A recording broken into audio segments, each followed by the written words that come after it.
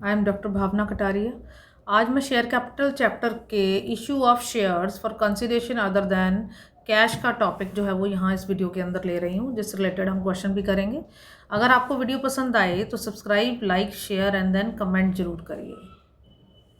आपके सामने मैं स्लाइड में दिखा रही हूँ issue of share for consideration other than cash, जिसके अंदर कुछ ऐसे सर्कमस्टांसेस हैं जिसको हमें डील करना होगा। तो पहला है कि अगर हम कोई बिजनेस पर एसेट परचेज करते हैं तो हमारी एंट्री नॉर्मली क्या बनेगी। हमने यहाँ पे वेंडर से क्या लिया है, एसेट लिया है। इस टॉपिक के अंदर ऐसा चल रहा है और बदले में हम उसको क्या इशू करेंगे, शेयर इशू करेंगे। तो इसलिए सबसे पहले हम असेट खरीद रहे हैं तो हमारी एंट्री क्या बनेगी, सन्ड्री असेट्स अकाउंट एप्टेड टू वेंडर। बट ये कौन से अमाउंट के साथ होंगी, इसको परचेज प्राइस भी बोला जाता है या फिर परचेज कंसिडरेशन भी बोलते हैं।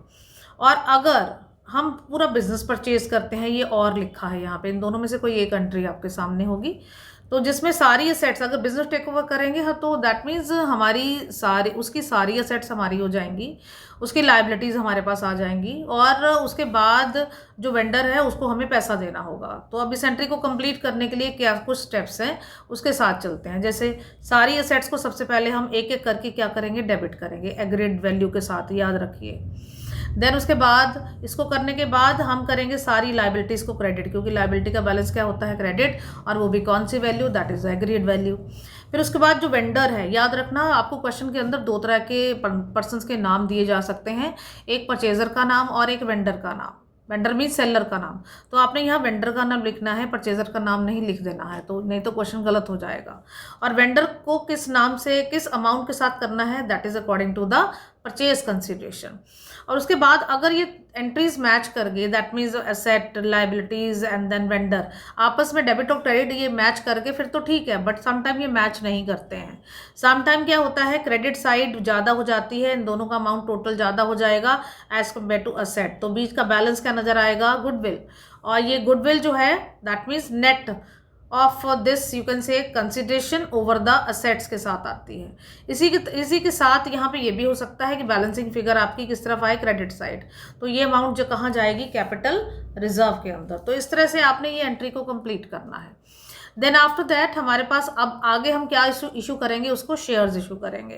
तो शेयर कैसे इशू करेंगे, वेंडर को दो तरीके से इशू किए जाते हैं, एट पार और at a premium. At par है तो vendor to share capital. But ये वाली एंट्री डालने से पहले नीचे एक वर्किंग नोट आ रहा है, इसको जरूर कंप्लीट करिए कि you must find out the number of shares. ये जरूरी है इस टॉपिक के अंदर। Number of share find out करने के लिए कैसे है कि जो परचेज कंसिडरेशन हमारा ऊपर आया था उसमें से अगर आपने कोई कैश में पेमेंट या कोई चेक दे दिया या बिल्स पेबल दे दिया, वो माइनस कर देनी अमाउंट, और बाकी उसके बाद डिवाइड करना है issue price of the share, या फिर इसको ये भी बोलते हैं ओनली द नॉमिनल वैल्यू अगर एट पार पे चल रहा है। बट अगर एट अ प्रीमियम पे चल रहा है तो नॉमिनल वैल्यू प्लस प्रीमियम के साथ इसको डिवीजन देंगे। तो डिवीजन देने के बाद जो अमाउंट आएगी वो आपके नंबर ऑफ शेयर कहलाएगी। सपोज 1000 आते हैं तो कंपनी ने उसको 1000 शेयर जो हैं वो इशू किए हैं टू द वेंडर। तो उसके बाद आपकी नेक्स्ट आती है that is at a premium. तो एट अ प्रीमियम के लिए vendor account debited according to the purchase consideration, share capital credit होगा but according to the nominal value, keep in mind. Security premium reserve according to the premium money whatever given in the question. अच्छा, अब इसका disclosure क्या होगा balance sheet के अंदर, ये subscribe capital का पार्ट बनेगा, may be the not fully paid up और may be the fully paid up, as the case में बी, जैसा वहां पे इंफॉर्मेशन अवेलेबल होगी उसके अकॉर्डिंग आप चलेंगे। अब आपके सामने क्वेश्चन दिखा रही हूँ। अगर आप देख रहे हैं तो यहाँ पे परचेज किया जा रहा है बिजनेस 9 लाख का, बट इसने सिर्फ बिजनेस बोला है तो एक ही वैल्यू दिखाई है, हम बोलेंगे कि हाँ इसने सेट परचेज करी है। तो आपकी एंट्री देखिए यहाँ पढ़ के आपकी ये बन जाएगी, सन्ड्री असेट्स अकाउंट एप्टेड टू वाइज अकाउंट। ये देखिए मैं जैसे आपको बोल रही थी यहाँ पे दोनों के नाम होंगे, वाई का भी नाम है और एक्स का भी नाम है और वाई का भी। वाई से खरीदा है तो सेलर का नाम यहाँ पे आएगा, परचेजर का नाम यहाँ नहीं आएगा, because we are playing the role of the purchaser. तो उसके बाद आपकी पहली एंट्री कंप्लीट हो जाती है इस केस में, sundry assets to wise capital Y limited account, और 9 लाख के साथ आपकी अमाउंट आएगी। उसके बाद हम इसको शेयर इशू कर रहे हैं, शेयर यहाँ पे दोनों केसेस के साथ आ रहे हैं। तो एट पार के साथ पहले डील करते हैं। तो एट पार के अंदर आपकी वाई अकाउंट एप्टेड to share capital as it is 9 lakh. But अगर मुझे यहाँ पे number of share find out करने होते तो मैं कैसे करती, ये देखिए नंबर ऑफ शेयर, आपको याद होगा पीछे फॉर्मूला था purchase consideration minus the amount paid, but यहाँ पे अमाउंट पेड तो है नहीं है, तो that mean purchase consideration 9 lakh है तो 9 लाख लेंगे हम। और उसके बाद एट पार है तो divided by the nominal value, nominal value यहाँ पे कितनी है 10, तो यहाँ पे 90,000 शेयर्स निकलेंगे, 90,000 शेयर्स। ये देखिए नरेशन के अंदर दिखाया गया है 90,000 share eight the rate of 10 each. चलिए अब आगे बढ़ते हैं। अब शेयर इशू हो रहे हैं एट ए प्रीमियम के ऊपर, दैट इज 25% प्रीमियम के साथ चल रहे हैं। तो इस एंट्री को डालने से पहले हमने number of share find out करना जरूरी है। ये देखिए नीचे एक वर्किंग नोट भी नजर आ रहा होगा, अगर ध्यान से आप नोटिस करें तो यहाँ परचेज कंसिडरेशन ऊपर की तरफ है और डिवाइड किसके साथ किया जा रहा है, दैट इज 12.50। ये कैसे आया, nominal value plus premium money. It means आपका नॉमिनल वैल्यू कितना था 10 का 25% अगर करेंगे तो 2.5 आएगा, तो ये 12.5 आपका इस तरह से यहाँ पे दिया जा रहा है। और उसके बाद डिवाइड करेंगे तो आपके पास शेयर कितने आ गए 72,000। ये जरूरी है, बहुत ज़रूरी है इस एंट्री के लिए इसको पता करना। तो चलिए अब आगे का स्टेप सिखा रही हूँ। अब आपने वाई लिमिटेड को कर देना डेबिट, ये तो 9 लाख आपकी जितनी अमाउंट यहाँ थी यहाँ पे आएगी ही आएगी। और उसके बाद शेयर कैपिटल में अमाउंट कैसे निकल रही है 72,000, जो आपने नंबर ऑफ शेयर कैलकुलेट किए थे मल्टीप्लाई बाय 10, तो ये अमाउंट आपकी 7,20,000 यहाँ पे आ गई।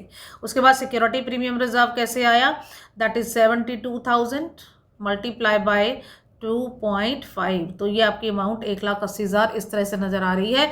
आपने इस तरह से एंट्री कंप्लीट कर देनी है। अब आपके सामने एक और क्वेश्चन मैं ले रही हूँ इसी का ही टॉपिक का, जिसके अंदर आप देख रहे हैं बहुत सारी आपको असेट्स और लायबिलिटीज़ नज़र आती होंगी।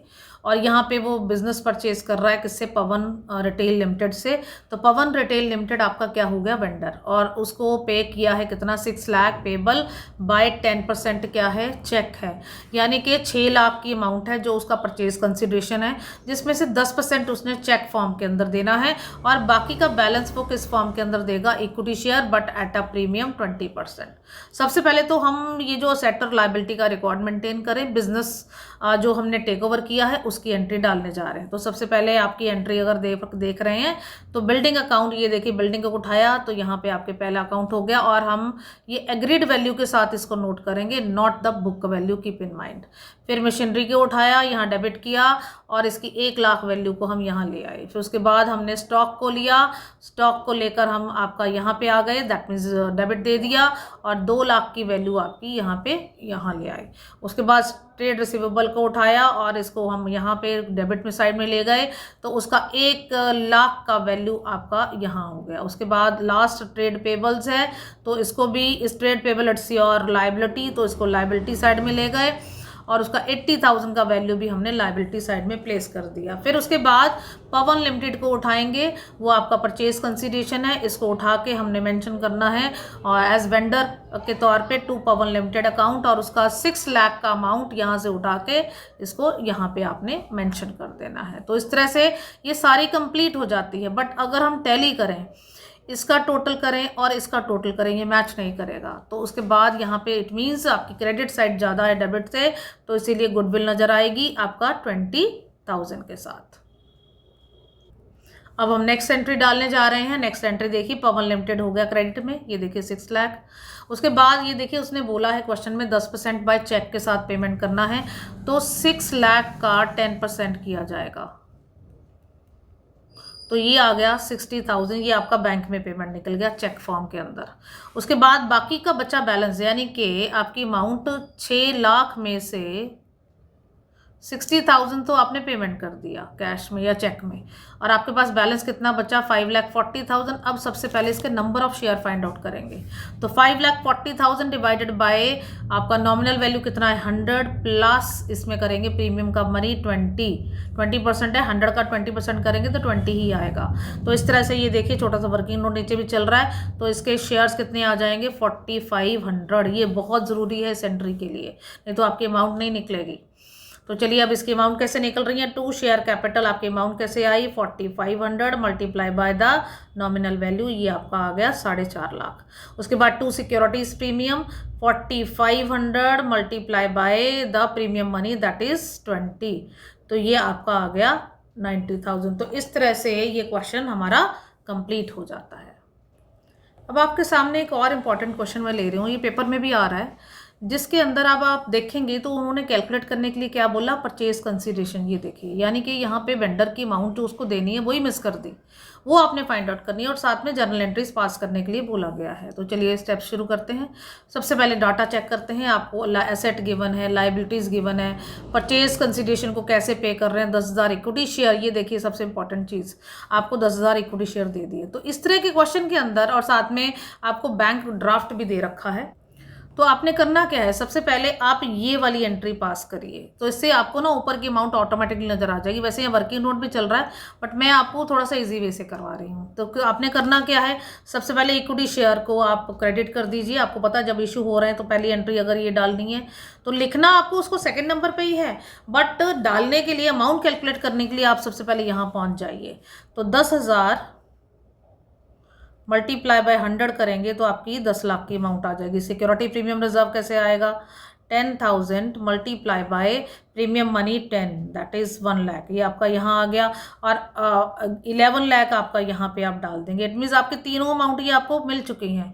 अब इन तीनों अमाउंट का टोटल करेंगे तो कितना आ गया, 22 लाख। ये आपकी परचेज कंसीडरेशन यहाँ से निकल आई है। बट चाहे तो ऐसे समझ लीजिए, चाहे ये देखिए वर्किंग नोट भी बना के दिया हुआ है, जैसे आपको ठीक लगे वैसे कर सकते हैं, बट मैंने आपको ईजी वे से करवाया है। तो अब आपकी परचेज कंसीडरेशन की अमाउंट आ चुकी है। अब आप आराम से ये वैल्यू जो है वो डाल सकते हैं। 25,000 आपका, 25 लाख आपका चला गया सन्ड्री एसेट्स के अंदर। लाइबिलिटीज़ आप टेक ओवर करके क्रेडिट तरफ ले आएंगे। परचेज कंसीडरेशन आपको मिल चुका है, दैट इज क्वीन लिमिटेड के अंदर। अब आपका यहाँ पे ये मैच नहीं करेगा, that means debit credit match नहीं करेगा, तो आपको 3 लाख के करीब गुडविल नज़र आनी शुरू हो जाएगी, और आपकी ये जर्नल एंट्रीज कंप्लीट हो जाएंगी। Issue of share for consideration other than cash के केस के अंदर ये भी 2 केसेस आते हैं, that means issue of shares to the promoter and issue of shares to the underwriter. Promoter कौन होते हैं, मेरे ख्याल से ये पता होगा आप लोगों को।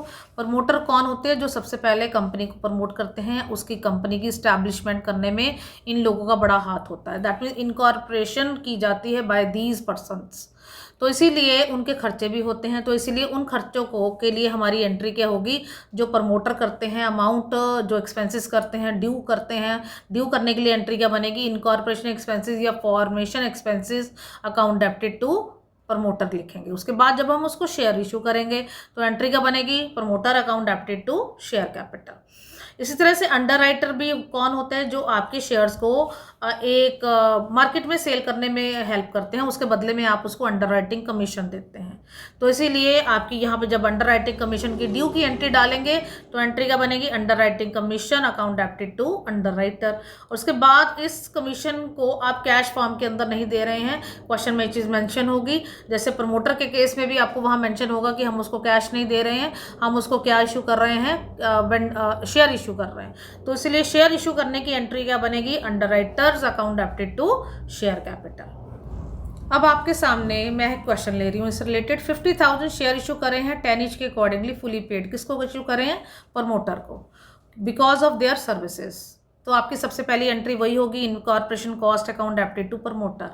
तो ये अमाउंट कैसे आई, ये 50,000 शेयर्स है, मल्टीप्लाई बाय 10 कर दिया जाएगा, क्योंकि एट पार पे चल रहे हैं ना, तो इसीलिए ये 5 लाख की अमाउंट ऐसे आएगी। और उसी एट पार के ऊपर हम शेयर इशू करते हैं, promoter to share capital, that is of 5 lakh. अब इसके बाद नेक्स्ट लाइन रीड कर रही हूँ। नेक्स्ट लाइन में अगर आप देख रहे हैं, तो यहाँ पे it also issue 30,000 shares 10 each to fully paid up to which underwriter for their commission. पहले कमीशन की ड्यू की एंट्री डालेंगे। ये थर्ड एंट्री चेक करिए, underwriting commission account debited to underwriter, ये आपकी 3 लाख के साथ हो गई। उसके बाद अब हम उसको शेयर इशू कर रहे हैं, तो हमारी एंट्री क्या होती है, underwriter account debited to share capital 30,000 at the rate of 10 each करके हम 3 लाख के उसको शेयर इशू कर रहे हैं। तो इसके साथ ही आपकी दोनों केसेस मैंने हैंडल करे हैं। आपके सारे तीनों के तीनों जो इसके अंदर आ रहे थे वो मैंने इस वीडियो के अंदर डाले हैं। अगर वीडियो पसंद आए तो लाइक, सब्सक्राइब और शेयर ज़रूर करिए।